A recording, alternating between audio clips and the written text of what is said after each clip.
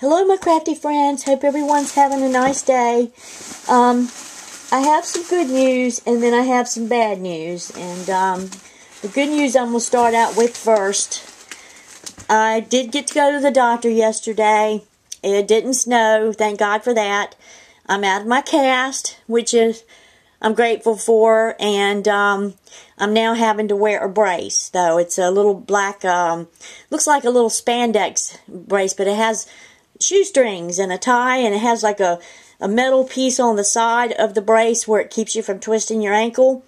So I'm now wearing the brace, and I'll still have to go to the doctors for a couple of months, and to make sure that this brace does okay, and I have no problems with it. And then that will be my permanent shoe that I will have to wear from now on. Even if I'm wearing like sandals or flip-flops or whatever, I've got to wear that brace, because my leg where the break was at and where the bone is at is a sensitive type of bone. Me being on prednisone because of my other health problems, my bone is weak. So if I were to twist that foot again, it would snap the bone all over again. So we have to be very careful that it doesn't do that. So I will be wearing a brace from now on. I mean, this is going to be a permanent lifetime thing of wearing the brace. Doesn't bother me and affect me that, in a way. I'm kind of glad that I have it, because the way that bone snapped that day and the way I broke it, it happened so fast. So I know how fast it can be just to break a bone. And if I'm in my house, what happens if I do it in my house and break my bone? So I kind of am glad that I have a brace to wear, which will help give me better protection towards my legs.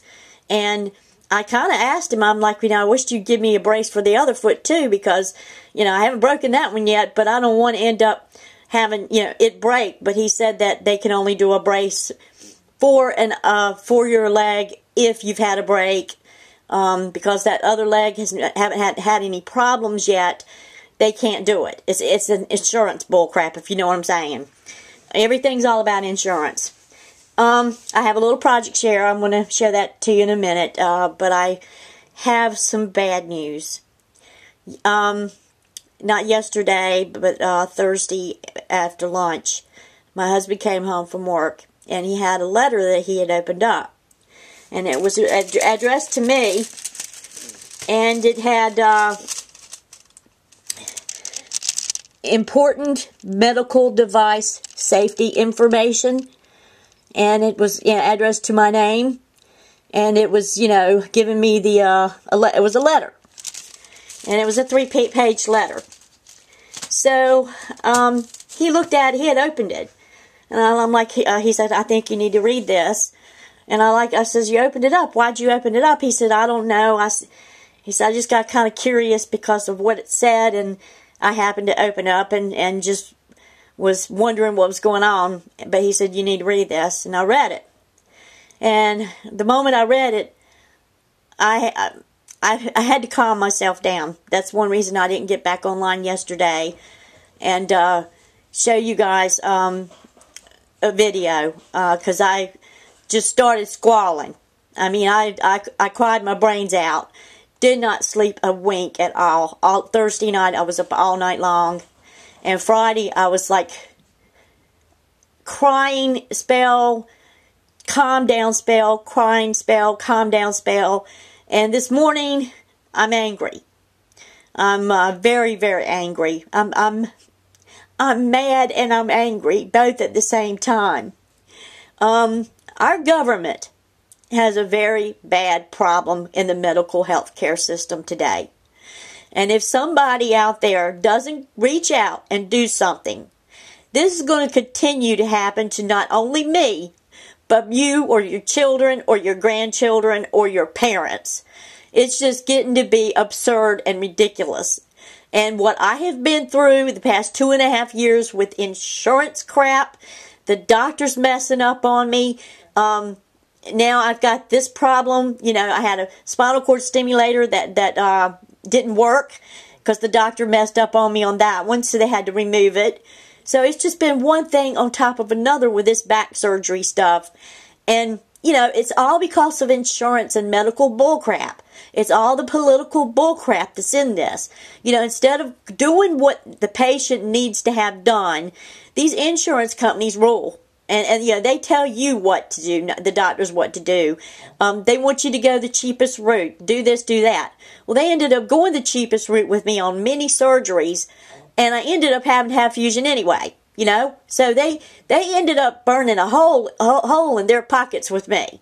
And all because of they wanted to go the cheap route. And because they went the cheap route, now I ended up costing them over $200,000 this year. Oh, yeah, a lot of money, a whole lot of money.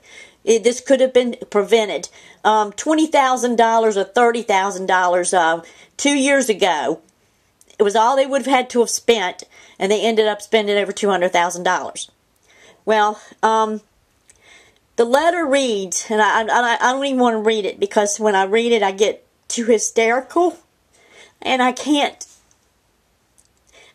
really talk when I read it, so, because it burns me up. But anyway, they've had a recall. And the recall they're having on is a certain part in my spine from where they did the fusion surgery. Apparently there's a part in there. It gives a number, but it doesn't tell me what part or anything. It just tells me that I have a product number so-and-so, so-and-so, which is a serial number that has been installed in my spine. And there has been a recall because of several problems and complications with the product that is in my spine. And the recall means that they are going to have to open me back up.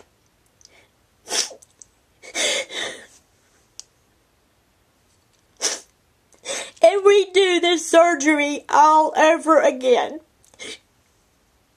I am so angry, and I am so upset because I don't want to have another surgery. I mean, I was doing good. You know, I was really doing good, guys. I mean, I was starting to get around the house and, you know, getting out of the house, going places, and starting to enjoy my life. And I had some goals already planned, you know, when this foot came off. His cast came off. I planned on spring cleaning my house, but, you know, taking my time and just trying to get myself physically fit. Because, you know, I really have not been able to do much exercising or anything. You know, it's just been me having to be immobile for several months. And then I read this letter, and it just tore me all to pieces. And I don't know what to do. You know, I definitely am going to see a lawyer. I'm definitely going to try to see if I can get compensated for this, because this is the system in the insurance field has failed me. And the state of North Carolina, because they have certain laws that are making it hard for you to file lawsuits against doctors and medical facilities. They have this law now where you have to find a doctor to testify on your behalf. They don't go by medical records anymore to go to court. You have to have a doctor. Well, in my particular state, every doctor that I've talked to, it's like, well, I'm sorry you're having to go through this, but, you know, I have a busy schedule, and I'm sorry, but I really don't want to get involved.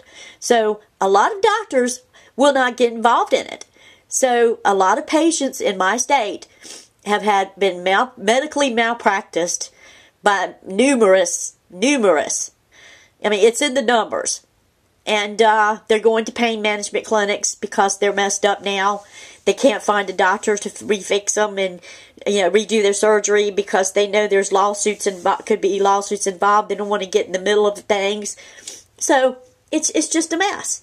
So, you know, I've talked to a lawyer several times and over, and it's even in my medical records that the doctor messed up that one surgery, that he messed me up. It's in my medical records. And, you know, they can't go by my medical records. They have to have a doctor testify saying that this doctor messed me up. You know, and I was like, you know, this is just getting ridiculous. But anyway, I have no choice now but to hire a lawyer. And I don't care if I have to go out of state to hire one. But I'm not going to let them get away with this. I did some research last night, and unfortunately they knew about this product that they put in my spine. They knew about it months before they even put it in my spine. There had been complaints about it. And some of the symptoms that they had said I have been getting, there's mild low-grade fevers, which I had noticed. I've been getting fevers, but I thought it was from lupus. And then there's been itching, rejection, meaning that you're rejecting the organ. And I have been having a mad itch on that around that area, even on the scar. And it's been like it's like a mosquito that just bit you, and you're ready to dig in so bad you can't stand it because it itches so quickly. Well, it's like I've got a mad itch there. And first I thought it was a healing process, the itching. But then I noticed it was like, gosh, this really get severe here. So I started putting cream on it, on the scar, around the scar, and that wasn't working. So I had Andy get me some antibacterial soap with alcohol in it. So I've been washing that area every day with the bacterial soap. And then I started using hydrocortisone cream because, like I said, the itching has gotten to the point it's aggravating. And it still itches. So that's one of my symptoms. It means that I'm rejecting, my body is rejecting that part. And it's only going to continue to get worse by what I have read in the computer about the itching. It means that my body's rejecting that part. Apparently they changed some of the metal compositions in the fusion rods or pins or screws or whatever it is that is in that area, what they used in the surgery. But apparently it's causing problems, and it's causing rejection, causing a number of things. And I just happened to be one of the ones that had the serial number. So I don't want to have surgery again. I really don't. But I guess I'm just going to have to accept it and deal with it. If I was doing bad, and was in bad shape like I was before, I'd say go ahead and get me, But I've been doing so well. I mean, that's what's got me so upset. I was doing so well, and now I've got to go see a surgeon, and now I've got to go see a lawyer, and sometime in the next few weeks or months, depending on what the surgeon's schedule is, I guess they're going to have to get me prepped and ready for another surgery. So there goes my whole entire summer and probably fall. Another 6 months of maybe longer, because this is same type of surgery I did with before. And I had a hard time with that other surgery. It almost killed me. So I got plenty of reasons to be very scared. But it's one reason why I'm getting the lawyer, because of the complication I had before. If anything were to happen to me on the operating table, then these people here are going to be responsible, and my husband is going to get compensated. If I don't get compensated, my husband will. And I'm going to see to that. But that was my bad news, and I'm sorry I had to post it online and vent. I'm sorry I'm crying in front of everybody, but I received some very bad news yesterday, and it just seems like this nightmare just doesn't want to end. It just keeps continuing, and definitely something's going to end soon, because I cannot handle this over and over and over again. It's not the doctor's fault. It's not the doctor's fault at all. It's not his fault. I don't know if he was aware of this or not, but the company was aware of it. The company that was selling the hospitals these products, they were aware of it, and they've known about it several months. So, instead of putting a halt to it because there had been problems and it's been reported to them, they just kept continuing selling the product and putting the product in people.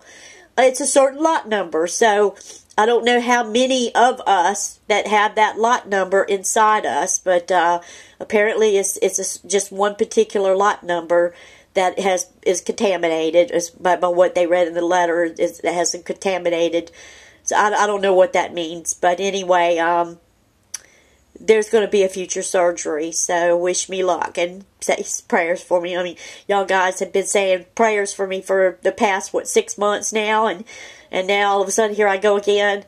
Yeah, I do apologize. It's, I'm kind of embarrassed in a way, because it makes me feel like I'm being a hypochondriac or something. I'm saying to myself, gosh, I hope these people don't think that I'm making all this stuff up. And I really, that's the thing I'm thinking of now, because it's just continuing to continue, and there's no end in sight. So, but I'm telling the truth, it's right here. It's in the letter. And, in a few more weeks, or 6 weeks or 8 weeks, or depending on how long it takes me to get in to see the surgeon again, and because he's discharged me, so now I got to call them up and get me back in the office, and I don't know, it's just going to be a mess, but, it takes a couple of weeks, because you have to have lab works, you have to get lungs, it's all this bull you got to go through just to have the surgery. So, hopefully I'll have at least, I'm hoping I'll have 6 weeks. I would like to have at least 6 more weeks before they do anything to me, so I could get my house cleaned up and have just a little bit of freedom. And so I can enjoy some of the spring, because when the summer gets here, I'm just going to be back in bed again, and it's just going to be a pain in the tail. Well, enough is enough for that. I know you guys are tired of hearing about it, but that's my bad news. And I'm still going to keep doing the projects, and I'm going to still try to keep continuing to do, what I can do until that day comes, and then you might not see me online for a week or two, and I guess Andy will have to take over and answer my emails again. As many of you know, I went to Dollar Tree a couple weeks back, about 2 weeks ago, and I found this chipboard butterfly, and it's actually a little wall hanging. It's no, it didn't have the wall hanging on it. It just had the butterfly.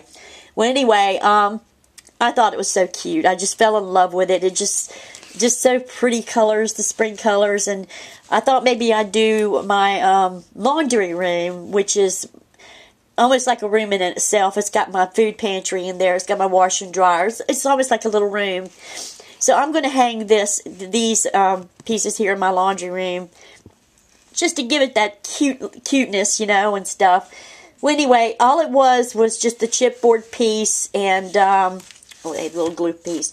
The chipboard piece, and it had it had that silver border on it, which was already kind of glittered, which I love glittery stuff. I don't know why, but so anything that sparkles, I just, get sparkle. So anyway, I took it out, and I did some glue. Gathered lace. I gathered lace and glued all the way around the entire butterfly, and I put some paper roses from my stash, and some more paper roses from my stash, and paper roses from my stash. But this particular rose here is from Texas Girl 104. Thank you, Leslie. I used it. I love it. Thank you so much. And then I used this this really pretty dolly, and this dolly came from oh boy, you can tell I'm a mess. Chelsea. Thank you, Chelsea. I used the dolly, and I really thought it went really well with this. And then the two gardenia flowers right here and right here. Those were from Leslie, Texas 104. So, Leslie, all those flowers you gave me, except for 2, I have used every one of them up. They're on every project, so I have 2 more to play with. And I just love those flowers. They were just perfect for these projects. And just to be, like I said, everything that you gave me, almost, yep, I think pretty much everything you gave me, except for the jewelry necklace, which I didn't decipher. I decided to keep that. But everything that you gave me, I have pretty much so used. except for I think the wedding thing, which I'm going to use that up for my anniversary and do something, really decorated for my anniversary. And then the other stuff, like the boxes displayed and stuff. But your rack was the perfect rack. And Chelsea, like I said, some of the things that you have given me, I have already started to use, like the little dolly here. So it's, it might, to you may not think it was a big rack, but to me, it was a huge rack. And I see all kinds of little toys that I can do or projects I can do in the future. And I thank you so much to both of you for, the rack that you gave me. And things, that you might think are small or little and not that big for a rack. Trust me, I appreciate anything that's given to me because I do find use for it. Even when I find old boxes of crafty goodies that are old pieces from the past, you saw that I bought on eBay. It's because I have use for it. So there's so many things I can do. But this is my little butterfly now, and like I said, I put the I made like myself a little Gatsby bow in the mint green color on the side here, and just glued that down. So it's like a triple or quadruple bow, and then I got the little lace for the hanging. So this is my project, one Easter project, and it has welcome on it. So even though it's an Easter project, and it has the little chickens and the little Easter idea, because of me having a country kitchen and kind of like a country